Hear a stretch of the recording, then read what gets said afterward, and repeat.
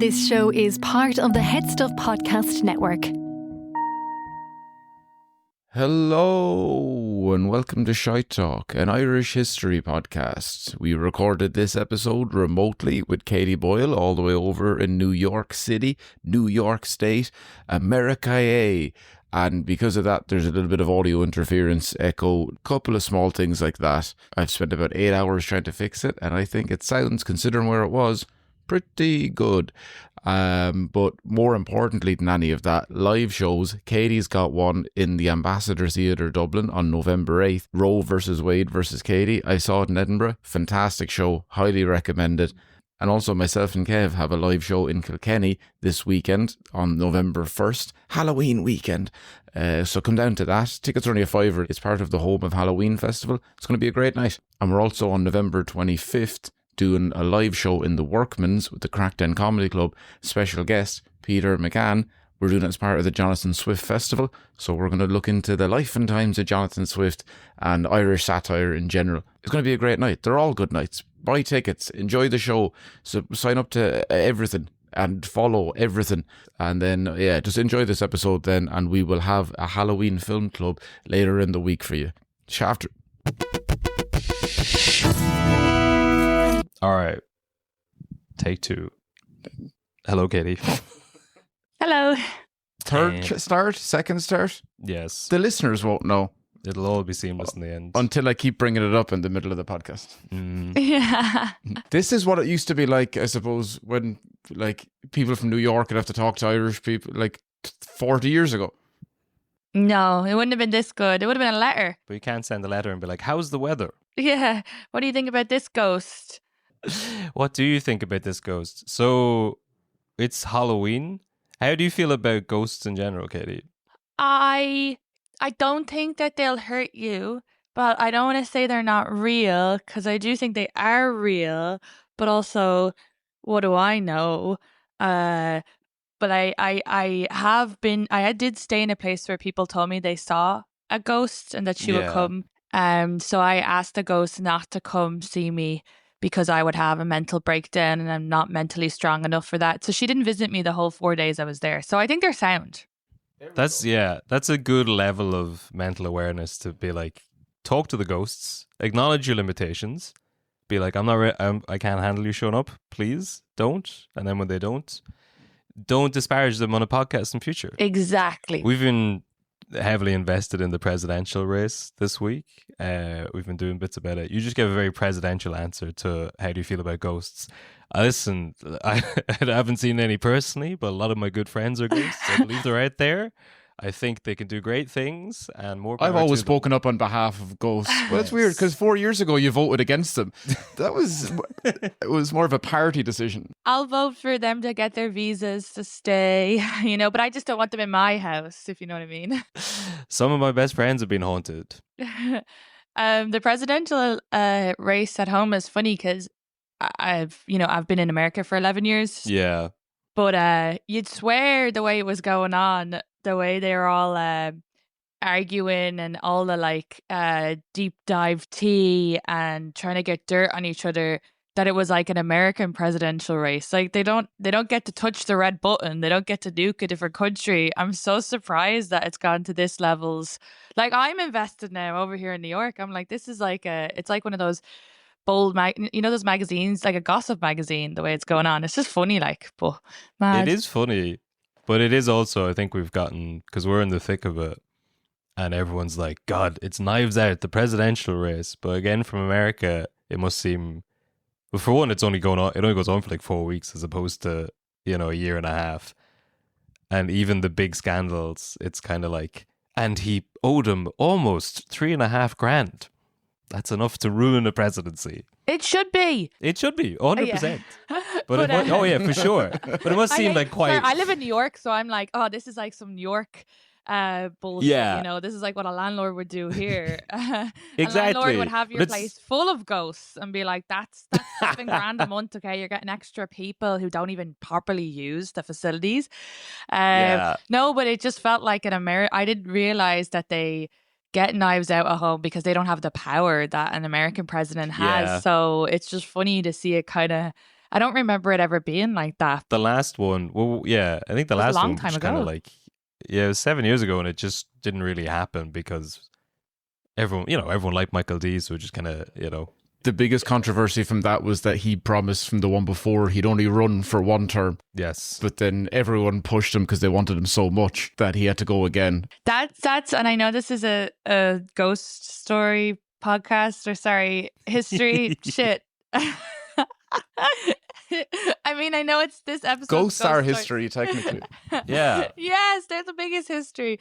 But that is something that we hold anybody who has a little bit of, notoriety to an extent that we would never hold ourselves. Like the way I was 7 years ago, I'm sure 7 years ago I said, I'll always eat meat.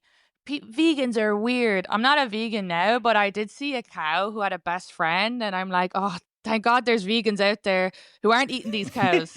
I'm going to eat them in a nice restaurant. But, I'm getting closer to that. So it's just, yeah. Was the cow's best friend a cow, or was it a different type of animal? A cow. Oh, okay. They're like big dogs. Yeah, They are my like feed big is full of dogs. like, here's a cow and his best friend's a dog. This dog was raised by cows. And there's like a cat riding on his back. That's what AI is best for, I think. We'll all just be happy looking at AI rendered images of unlikely animal friendships.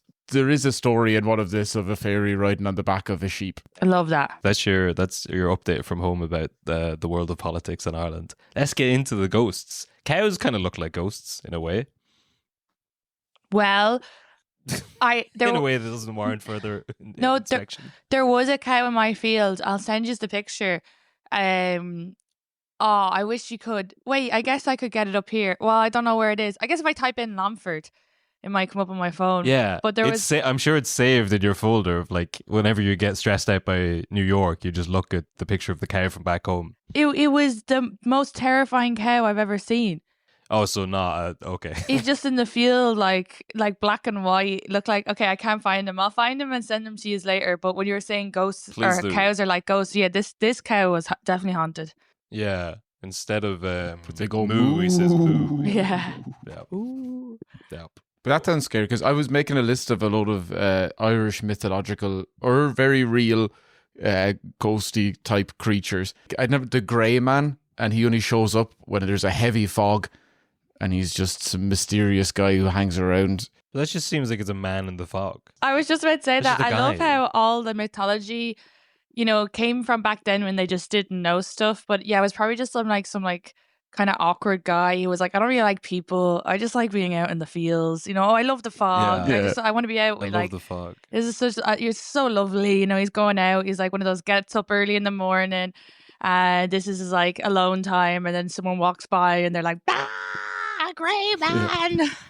Oh, it's all just undiagnosed mental or physical problems. I would have been burnt for everything here. My neurodivergent arse would have been burnt at the stake a long time ago if I were living in any.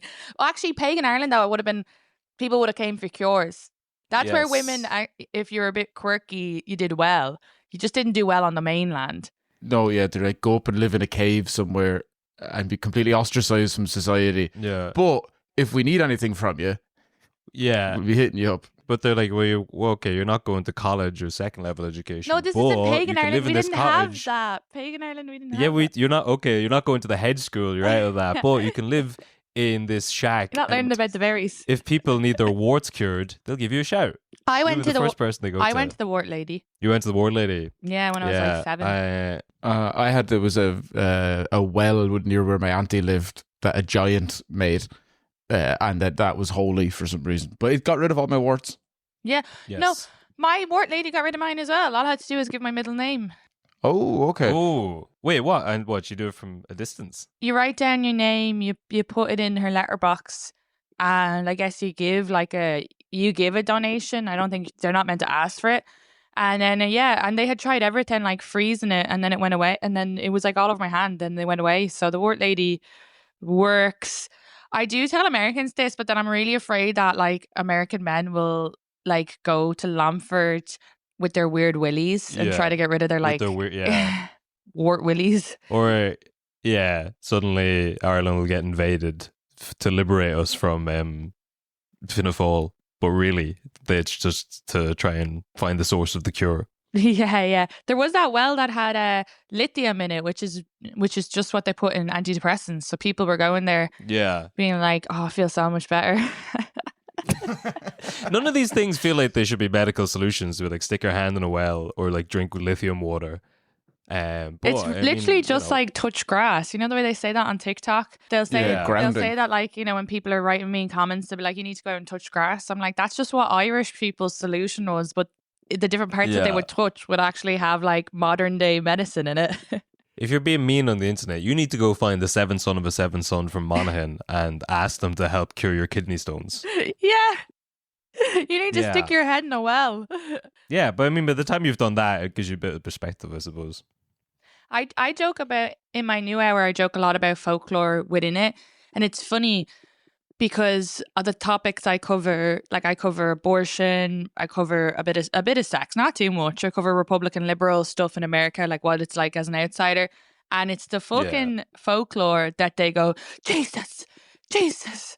And I'm like, this is just historical. Why are you groaning and pulling Yeah. back on this? This is like history. But it's just funny that that's their reaction is at the folklore The part. audiences are like, The they're audiences. spooked by the, oh, wow. Yeah, maybe they're just not ready to hear. I guess it's quite dark, but we earthly grew up wisdom. with it, so we don't see it as dark. Yeah. But I mean, the past was pretty grim. Because all of the, your whole family would just die. And you wouldn't understand why. There'd be a bad wind one day, and then everyone you know would die. A bad wind. They were you like the know. banshee came rolling through. It was Yeah, a they're like whistly wind. they call them like fairy winds, and they're like, oh, there's a bad wind, and now that means it'd probably be whatever. Everyone would drop dead of the famine, and then you'd be the only survivor. You remember you went on a walk last week and you stepped on that stick? Yeah, That's probably what killed the stick. family. Yeah. It's your fault. That was a Yeah. fairy stick. And the cow, he's dead too. The magic well, it's gone. It's easier just to think that it was, a banshee or a dulacorn or whatever. There's a heron that lives around here. Have you ever heard a heron scream? It sounds Terrifying. It sounds like Wow. that's probably what they were hearing. Like it's demented. Well, speaking of one that we didn't know what it was, this is definitely just a tapeworm. A joint eater, an invisible fairy who consumes half their victim's food, comes in the form of a newt. I thought it sounded cute, and then it was described as it crawls down your throat whenever you open it to eat. But first president of Ireland, Douglas Hyde, wrote a book where a farmer got infected by a joint eater. And that's where we have now we know how to get rid of it is by eating way too much salted meat, and it dries out the newt. Okay. And then you walk over to a river and you hold your mouth open and you're like and you tempt it with all the water. Oh, and it crawls out to get back at the water. Yeah, so you dehydrate yourself and then you walk over to like a stream or a canal and you're just like, water. Do you think this actually works for tapeworms? Don't they say that for worms if you get in like a bath of milk, is it? Or something? That it lures them out? Ew. But aren't No. they, Imagine I don't want to worms think Yeah, about it. I know. Yeah, well, is it any better than what salted meat steaks and then stick your face in a river? Yeah. Oh, well, the other one is you can have one of your friends pry your mouth open and the other one sits on your stomach and that pushes him up. And then you have like an apple or some sort of kingly food. Yeah. And that's how you get rid of that. They were living in horror films. Literally, yeah. But that was from the first president. That was the first president. Okay. He didn't have a whole lot else to be up to. No, you're just going around writing stories about tapeworms. Wait, the first president though, wasn't that in like the 40s or something? Yeah, so it's during World War II, and he was running into the Dáil being like, I've got More pressing important news from than the West. Nazis. We've More got important. fairy worms. Yeah, just knocking off diagrams of Bulgaria, being like, what? Listen to me. Listen. We got to go stick our faces in the river. We have our own problems to deal with. This is why we didn't get involved. But we've two main stories because did you know the leprechaun has cousins? No, but I guess that makes sense. Yeah, that there's other variants of leprechaun. Oh, like other breeds. Yeah. Oh no. So we'll start with the Far Darrick, which translates to The red man. the Red Man. It goes between 6 inches and half the size of a man. He's dressed head to toe in red, including a cloak and a hat. Long hair, grey. Likes to haunt large houses that have a fireplace, and he only shows up around wintertime. He's grand to his own devices. It's as soon as it gets cold, he comes around. He usually lives near the coast somewhere. Comes inside to a fire. He brings bad luck and nightmares, and that'll start as soon as you refuse him anything. I guess it was Brehon law at the time that you couldn't refuse travelers. So anyone who came to your house in need, who wanted anything to stay, food, drink, whatever, you had to say yes. And so I don't know if this is based off of that, or if they were so afraid of that, this guy, they wrote it into Brehon law. But so what? He's just a short, redheaded man. Yeah. Okay. But so he rocks up. He'll ask you for all of those little bits, and he'll just be like, he's grand. He's meant to be absolutely fine until as soon as you say no, instantly be like, oh yeah, it's all fine. And then he just gets a scowl on his face. He's not happy at all. He has a couple of tricks. Well, yes, so he lives off passion for pain, pure badness, not an ounce of kind in him. There's one called the corpse trick, where he'll go and open up a door to a drawer, and out will fall a dead body. And he'll say, help me make this thing laugh or dance. I didn't write it. Yeah. This is former president of Ireland, Douglas Hyde. So he pulls open a drawer and there's a body there. Yeah. And he says... At first I thought he was going to be like, help me move this. Yeah. But no, he goes, you just have to help me like dance and laugh with it. Okay. And if you look shocked or not 100% on board, that's when the nightmares begin. But I feel like the nightmare's already begun when he pulls a body out of a fucking drawer. If you're not 100% on board with it, that's already a bad day, I think. This is like the worst thing ever, though, because you shouldn't have to, like, a person like that, you should be saying no to, but then there's no, and then, like, what is the level? Like, is he going to make you smooch him and stuff? Do you know what I mean? Like, this is all very, like, unconsensual. I don't like him. Where are the boundaries? I don't think we should be allowing... I mean, I was going to say, yeah, you let him away, give him an inch and he'll take a mile. Step one, the first thing he's asking you to do is help him hide a fucking body he's pulled out of a drawer. I don't even want to see what he's going to be at. Like, I don't care. I'll take the nightmares. Yeah. Well, see, the other one, his big trick is the laughing stranger. So I saw the main example of this was, say, like, you're at a wake and a person you've never seen before will walk up to you and be like, don't you think all the dead are looking at us? And if you don't instantly laugh along with him or start chatting to him and have a good crack with him, on the off chance, because he might be a Far Darrick, oh, you're cursed for life. Okay. Or so 7 years usually is the curse. There was just so many people who were bad at crack that someone at some point had like an uncle who was just really bad at crack, and like they were like, just laugh at him just because it's awkward. So then it turned into this thing where people were just fake laughing at men. See the common issue in this? Men have such an ego if you don't not laugh at them, that they were like, if you don't laugh at that guy, he'll stalk you and kill you. So, and then if that guy knocks on your house, if you don't let him in and just be nice to him, it's better just to be nice to him and then he'll feck off. But if not, he'll also stalk you and kill you. Seriously. All the banshee does is just yell outside your house. Yeah, probably, to be fair, something she's already told you 4 times. You know? She's only out there. She's only out there screaming because you weren't listening. Down the toilet seat. I fell in the bowl again.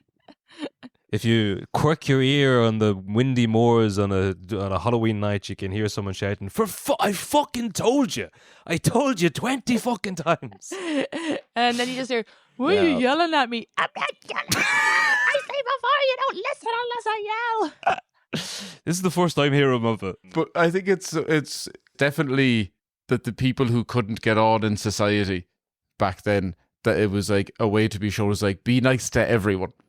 Well, that this is our way, that they're like, if some lad, if he thinks that this is what crack is, we're just going to plumboss him for a while. But you could just be nice to people instead of telling people be nice or you'll be demented in your dreams forever. Or you'll have a child and they'll swap it for a changeling. That's what. Okay, so that's the story I have in my set that people. I wasn't gonna say it because I was like, oh, I don't want to. You know, sometimes where you're like, oh, well, what if someone listens to this and they come to the show? But I will now. Well, you don't have to do the bit because the show. Also, we should say the show that's called Roe versus Wade versus Katie has a changeling in it in the Ambassador Theatre on November 8th. That show in Dublin. Thanks. I called it the American title because I live in America and they're taking away that right. And when I moved here, we didn't have that in our but a few people were like, "Why would you call it an American?" And then they were like, "And then you don't even mention Roe v. Wade." And I was like, "Yeah, but it's like subtlety of it, you know." But yeah, I talk about I talk about changelings and that because I just think it's so funny, and people are like, but I have like a line that gets them for them not enjoying it. But I'm like, why is this the thing that they're like, that is shocking? And I'm like, that is not more shocking than forcing women to give birth in states here where they're going to like pregnancy test them. And, you know, so, but anyway, when you tell a changeling story to an American, they look very traumatized. Because it's probably, is this the angle you go with? It's probably just like autism. Because no. I'll just tell you the angle. But Jane, I'll tell you the angle. I say I have a whole thing about there's a lot of pressure on women, you know, whether or not to have kids. Like we're the first generation that don't have to have them, but if we're considering it, people say you'll love the kid.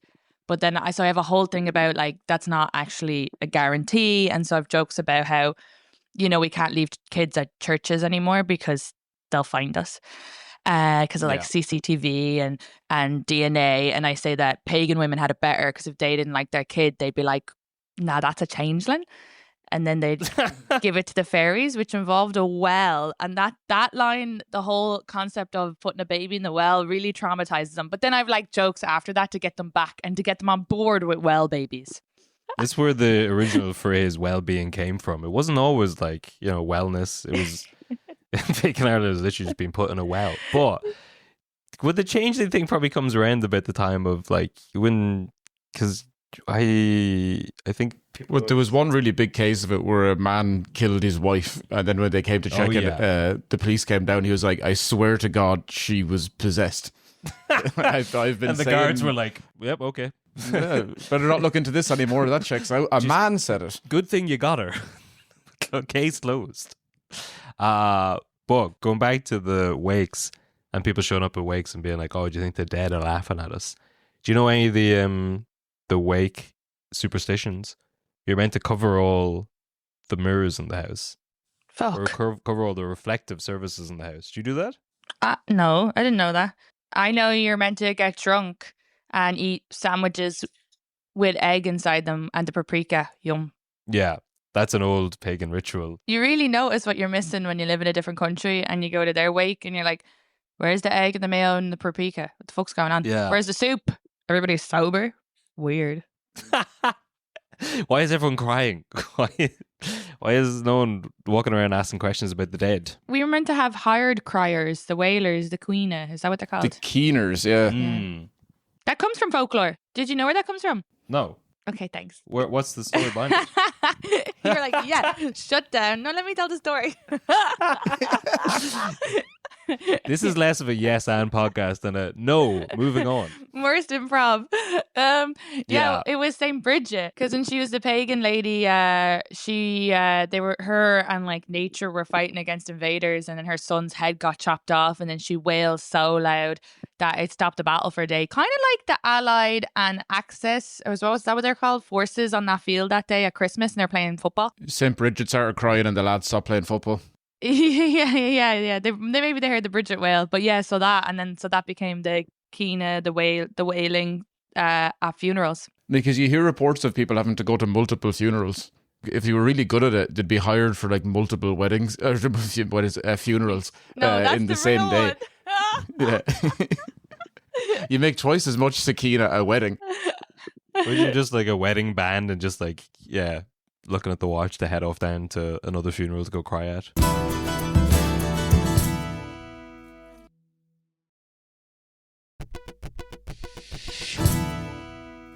But I've got one or two quick stories about the Fire Derrick. One from 1893, County Clare. Paddy O'Sullivan, a local fisherman, came across a little creature who was struggling on the road. He was asked him to help carry a sack. He said he would, but within a couple of steps, he'd realised that it got noticeably heavier. And he realised then that every step he took, the sack and the little man on top of him was getting heavier and heavier.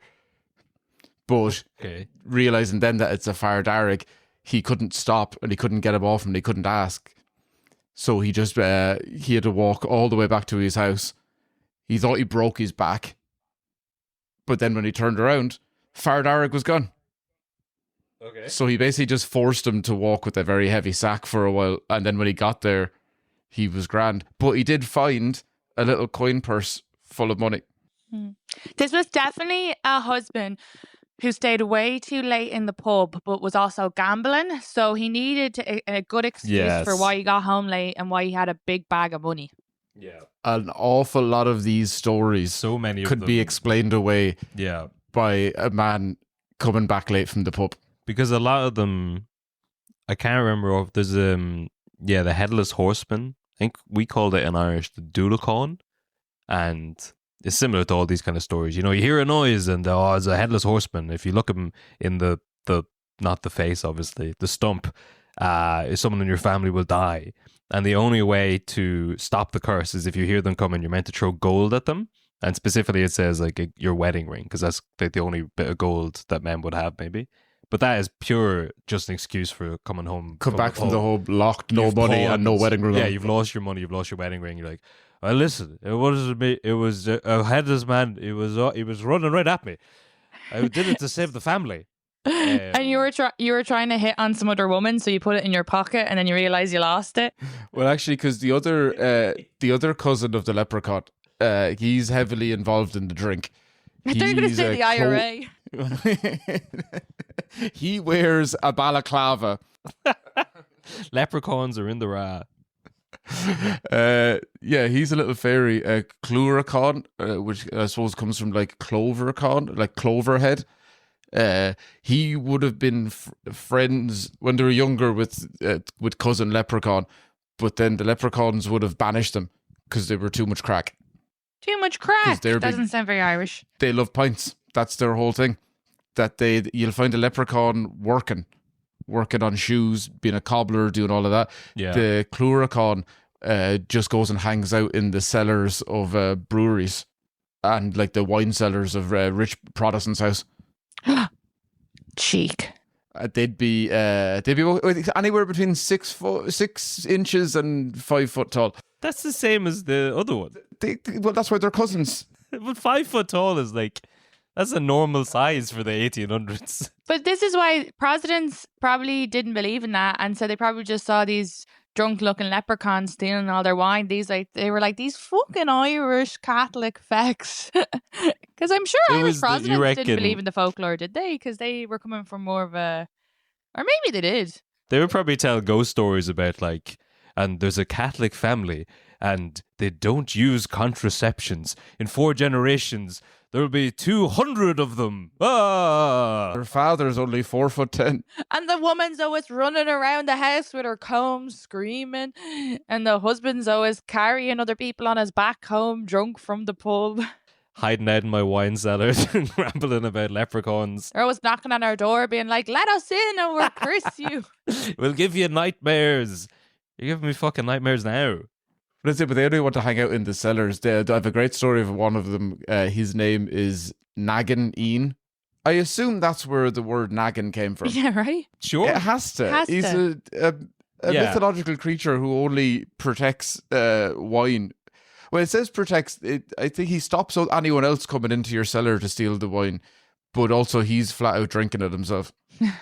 Well, which is a weird one to be like, no, don't worry, I stopped 100 lads coming in here. Better have 1 than 100 drinking, you know what I mean? Yeah. It's thirsty work. That's so true. Yeah, because of his years of drinking, he's got he also wears red and kind of like plum as well. But his face is bloodshot, all haggard. He's got a whiskey nose because he could live to about 1,000 or longer. So he's been nonstop on the whiskey since then. So he's not looking great. He might just be a leprechaun who's fallen on hard times. But he wears a leather apron, shiny buckled belt, pipe in his mouth, hammer in one hand, pint of ale in the other. That's great. Always wearing his work clothes, but he's never working. Classic. And he'd be typically found alone. He'd be... No, nothing you've said here would distinguish him from like 60% of men. Again, these are just undiagnosed lads. Yeah. They were like, do you want to come hang out in the group? He's like, I actually prefer to be on my own. There's a table upstairs. I'll hang in the cellar. Yeah. And there was no trains then, so they were like, just let me play with my basement. Just collecting barrels of ale. Yeah, honestly. We're all like, I think all Irish people are something way more than like Americans or whatever. But I think it's like famine trauma or whatever in the genes. So I think I would say majority Irish people would test for some sort of neurodivergency. Because like, oh yeah, the way they describe ADHD over here, I'm like, no, I would describe those as Irish characteristics. But yeah, it's a condition here. They can give you meds that gets rid of your Irishness here. Isn't that mad? We solved that years ago with just whiskey. We've just been self-medicating with alcohol so that we can do things. Oh, you solved it. I thought you said you sold out with whiskey, and I was like, what, you bribed people to come for free whiskey? Oh, no. We created a whole industry just so that we could look each other in the eye. I know, I love whiskey. Whiskey's the best. Yeah, whiskey's the best. But 1,400 quid to get a test to see if you're Irish. That sounds like a bit much to me. Yeah. Well, I reckon, I have no proof for this. 23 in whiskey. During the people, because the population went down to like a pinch point after the famine, with everyone who emigrated and everyone who died. And whatever traits the survivors had, you're going down to like a pretty small population. So we're all descended from those people. Yeah. All you needed was a handful of very alcoholic autistics who, you know, just are our core common ancestors. I say this to the Americans. So I talk a little bit about that to them when I'm asking who's Irish versus Irish American. And because the Irish Americans get really offended if you don't let them call themselves Irish. But I explain to them that it's important that they keep their Irish American because it is a different set of trauma. Because they would have went on the boats, coffin ships, saw half their family die. It's a different reason for it to lead them to like alcoholism or how they behave or how they became very like, you know, there were second-class citizens here, how they became very like stick together. Whereas people in Ireland survived who stayed there because they ate their Uncle Bob. So like that's going to lead to a different mental health issues in the genes further down the line. For so sure. It's important to see them as two. It doesn't mean anyone's less Irishy or whatever. It's just they're two different things. Yeah, I used to do a bit about exactly that, but that Irish Americans are descended from the people who, you know, during all this horror and trauma and like death, and when people are eating their Uncle Bob in the fields, they got the coffin ship and left. Whereas like we're descended from the people who saw all that misery and were like, fuck it, sure, we'll see what happens. You know, Yeah. just fucking stick it out another couple of weeks and sure, maybe it'll be all right. But just complain the whole time, but never did anything about it. Absolutely. And that says an awful lot about how, again, going back to that like pinch point after the famine, we're descended from the people who saw all that misery and just were like, fuck it. Sure. Boats? No, Could be no, no, worse. no, thank Could you. be I'd rather worse. starve in a field than get on a fucking boat in the I'd water. rather Get out of here. starve. Yeah, I'll just stay here and see what happens. But it's a beautiful thought. What about do you ever see the Artemis Fowl? Would you ever read the Artemis Fowl books when you were a kid, No, I don't know what that is. or even as an adult? No. Did you ever read them? I think they made us read the first one in primary or secondary school. I remember it was like some teacher who wrote a book about an Irish kid who became a super spy. Yeah, he's an Irish kid who's a very smart super spy. And they were like, oh, what a character, a smart Irish child. yeah. The Americans won't see what's coming. It was pretty. They were a good series of books, and the whole thing was like, it kind of like was half myth, but like all the myth were like the leprechauns were super. I was really hoping either one of you jump in and that you would have seen or heard of this thing. They made a movie of it recently-ish, like a couple of years ago with Colin Farrell, and it's terrible. Oh, I love Colin Farrell. Yeah, he it's one of those movies when you're watching it, you're like, oh, he wasn't in a lot of the same rooms as the rest of the actors. It's a lot of just cuts to him at home being like, oh no, how can this be happening? But listen, well, that's the end of that tangent. Neither of you have seen it, but they rebrand a lot of the leprechaun too late. I'm stuff. not reading a children's book now, and I'm not watching a bad film. It's young adult fiction, and they were pretty good. How old They are would you, have been Kevin? like really big. 34. Oh, okay, They would yeah. have been really big. Where did you go to school? What county? Louth. Oh. It definitely wasn't like a regional thing where there was just one.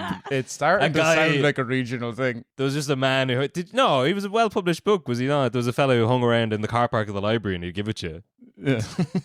He had them all in a empty box of cornflakes, and he called you over to the bushes on your way into the library. Like, do you like books? Here's one for you now. Were you reading this when everyone else was just doing Harry Potter? The way they do in Harry Potter makes it sound like it was a class A, but yeah, there would have been like the same at the same time. I see you two were just like, oh, just He's jumping a on border the JK. county, man. See, we were Yeah. all reading Harry Potter, and then in Dundalk, was they were like, like- here, hey, there's actually an Irish super spy, and he's your age. Yous are all taking the fucking soup, reading the British Harry Potter. I was reading good old Fenian stories about Artemis Fowl. You two were just like, I don't know who this J.K. Rowling is, but all of her policies and belief, I'm on board with. Well, we didn't find out about the beliefs until much later. But the Cluracon, you'd find him. Oh, I should have said he has a. If you catch him, you can get his coin purse, but Yeah. you have to watch out because he'll try and show you a fake coin purse. I've fallen for that many times before. Me too. There's only one coin in his coin purse, Right. but the trick is that no matter how many times you spend it, it'll regenerate. It'll pop up again. Oh. So if he pulls out like a bag full of coins, you're meant to leave that. Leave and that go for the one. one with the one coin. Yeah, which sounds like a trick that they would. Sure. Yeah, don't go for that big bag full of coins. This magic coin over here, that's the one you want. This is why Irish people can't get ahead in capitalism, because we've been taught all these tales, and you're like, Yeah. no, don't take the big cash grab.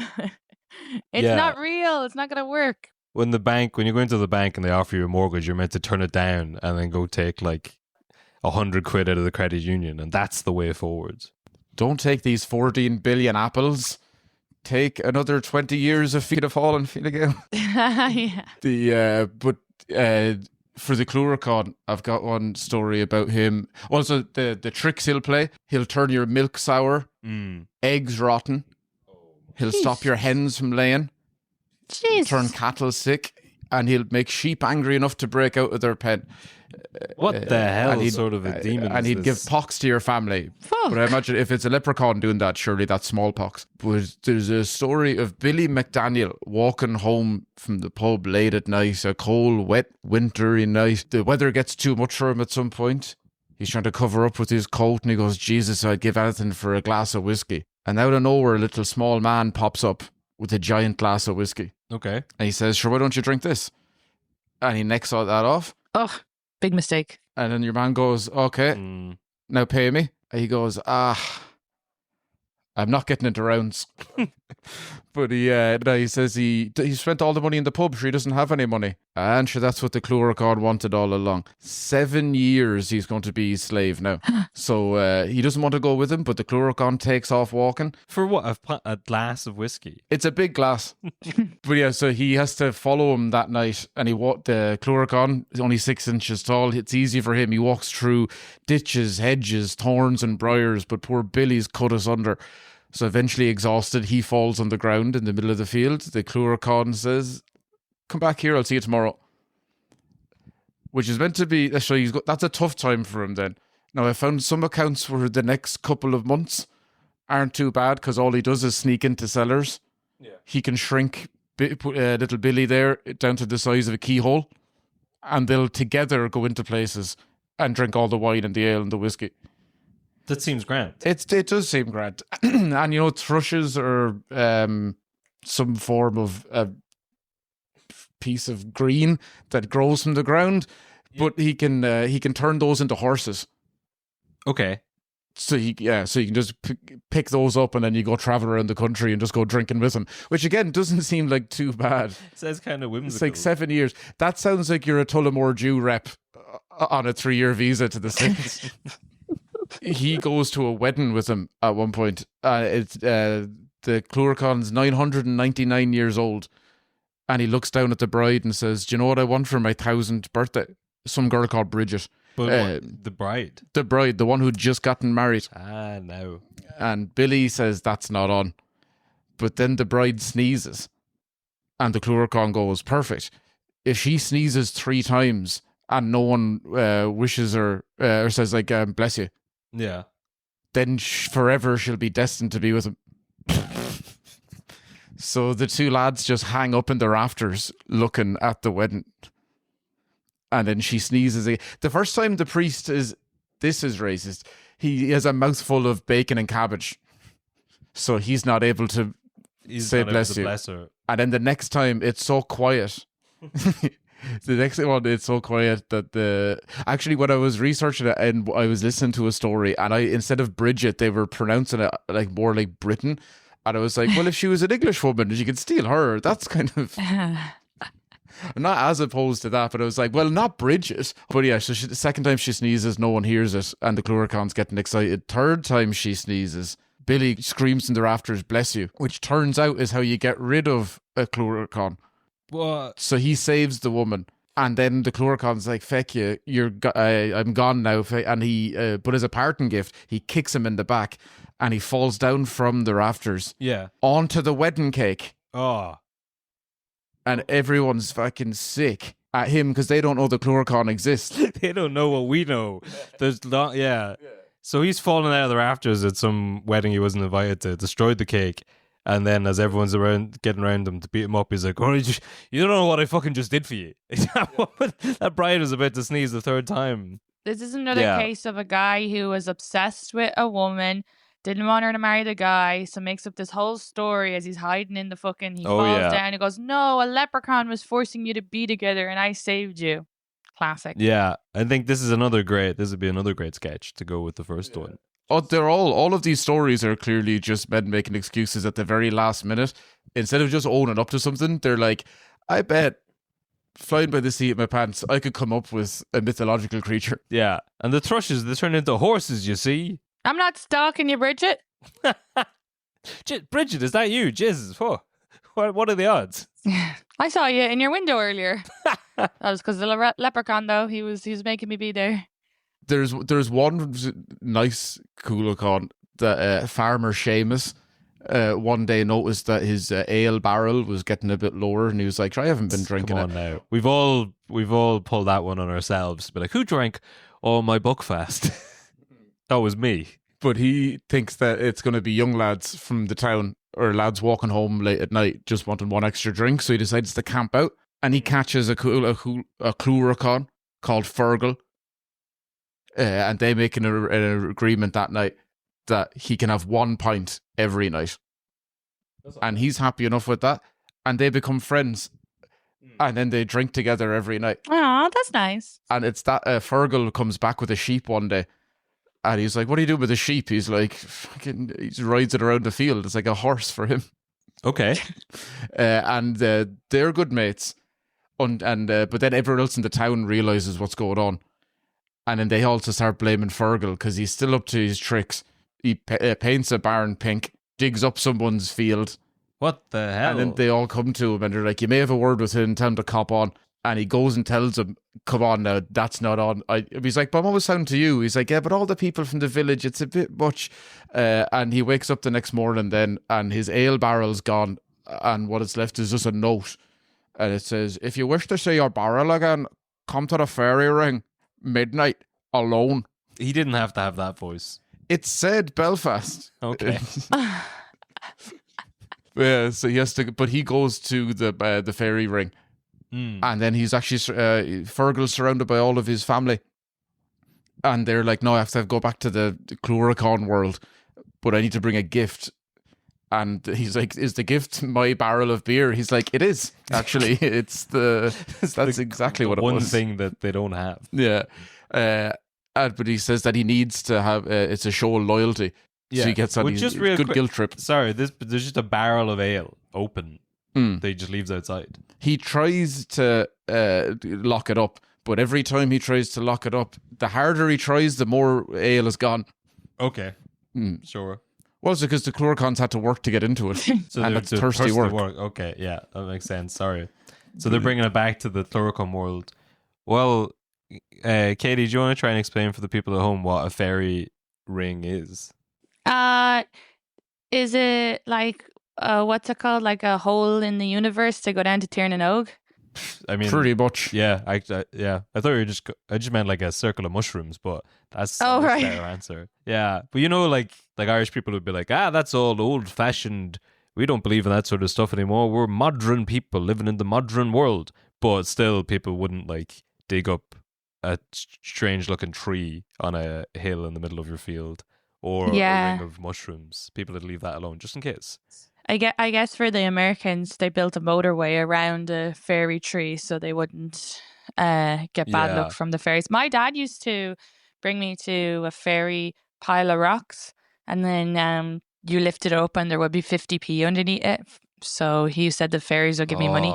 Yeah. Ooh. Like the tooth fairy. Wasn't for teeth, though. I think it was for absent dad because we were divorced.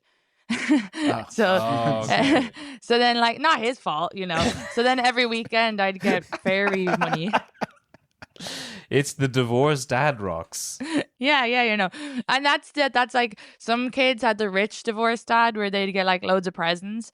Mine was because like he's just like a regular man, and so it'd be fairy rock. I loved that though. That was so like whimsical. Yeah, that's very sweet. That's a good use of folklore.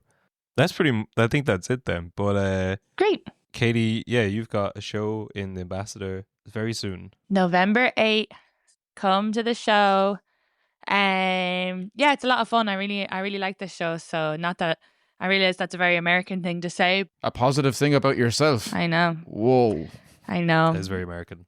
I know, but I am proud of it because like, yeah, I talk about like, serious personal issues and have been doing it on the road in America, even in the South. And like the part that is more in detailed about an abortion is probably only like 15 minutes of the set, but I've literally done it in the South in America, which I thought was really, really scary. So I'm glad I did it. So now I feel proud of the show because I didn't get murdered afterwards, didn't get pitchforked and, survived. So I'm excited to bring the show back. And it's fun doing the same show like in Ireland versus America. Because when I bring it back, I'm able to be like, oh, like I can say to the Irish, like, parts of like America or how Americans react and stuff like that. So, but and obviously I grew the show in the Fringe as well. So there was Irish people then, but it's exciting to bring back the final product. We'll leave a link in the description of the pod. Thanks a million. You guys are great. Well, sure. November 8th. Thanks so much for coming on. Happy Halloween, I think. Bye. This show is part of the Head Stuff Podcast Network, a hub for the creative and the curious. Shows are produced in association with Head Stuff and the Podcast Studios Dublin. Find out more or become a member at headstuffpodcasts.com.